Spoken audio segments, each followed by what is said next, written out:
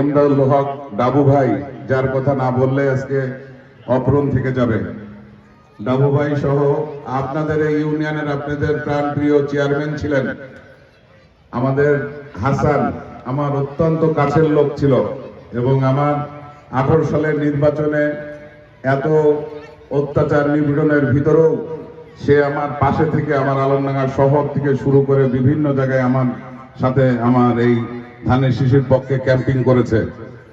হাসান ভাই সহ আরো যারা ওয়ার্ড এবং ইউনিয়নের যারা নেতৃবৃন্দ আমাদের মাঝে নাই, তাদের আত্মার মাগফিরাত কামনা করি। আজকে আমার এই দোয়ার অনুষ্ঠানে আমি কিছু বলবো, দু একটি কথা বলে শেষ করব।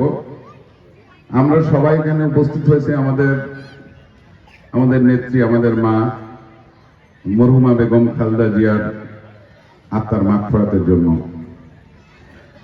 আজকে আমাদের নেত্রী, আমাদের মা বেগম খালেদা জিয়া গৃহবধূ থেকে 3 বারের বাংলাদেশের প্রধানমন্ত্রী।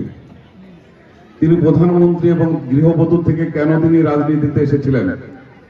আমাদের এই জাতীয়তাবাদী দলের প্রতিষ্ঠাতা শহীদ প্রেসিডেন্ট জিয়াউর রহমান, আপনারা জানেন তিনি স্বাধীনতার ঘোষক ছিলেন।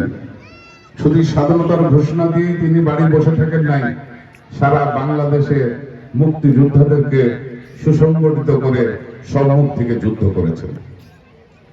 তিনি যখন বাংলাদেশের সিপাহী জনতার আন্দোলনের মাধ্যমে তাকে এই বাংলাদেশের দায়িত্ব দেওয়া হয়েছিল, তখন তিনি এই আধুনিক বাংলাদেশের রূপকার ছিলেন।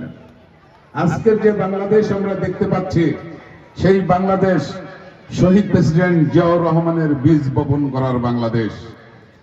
আজকের যে বাংলাদেশ আমরা দেখতে পাচ্ছি, আজকে আপনি গ্রামে যে বিদ্যুৎ দেখতে পাচ্ছেন, আজকে যে আলো দেখতে পাচ্ছেন, আপনার সন্তানরা আপনার গ্রামে সমস্ত বৈদ্যুতিক যে কার্যক্রমের মাধ্যমে জনসেবার সুবিধা পাচ্ছেন, সেটাও শহীদ প্রেসিডেন্ট জিয়াউর রহমান পল্লী বিদ্যুতের সাথে চুক্তি করে এই বাংলাদেশে নিয়ে এসেছিল। তারই ধারাবাহিকতায় আজকে প্রত্যেকটি গ্রামে গ্রামে আমরা বিদ্যুৎ দেখতে পাচ্ছি। আজকে আপনারা জানেন কৃষকদের এই যে আপনার ধান উৎপাদন, আমাদের এই অত্র এলাকায় ধানের শুধু 2টি চাষ হতো, আউশ আর আমন।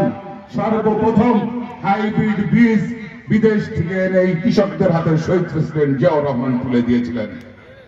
কৃষকদের সেচের জন্য তিনি নিজে খাল খনন করেছিলেন, সেই পানি জমিয়ে রেখে সেচ দিয়ে ধান তৈরি করার জন্য। আমার মনে আছে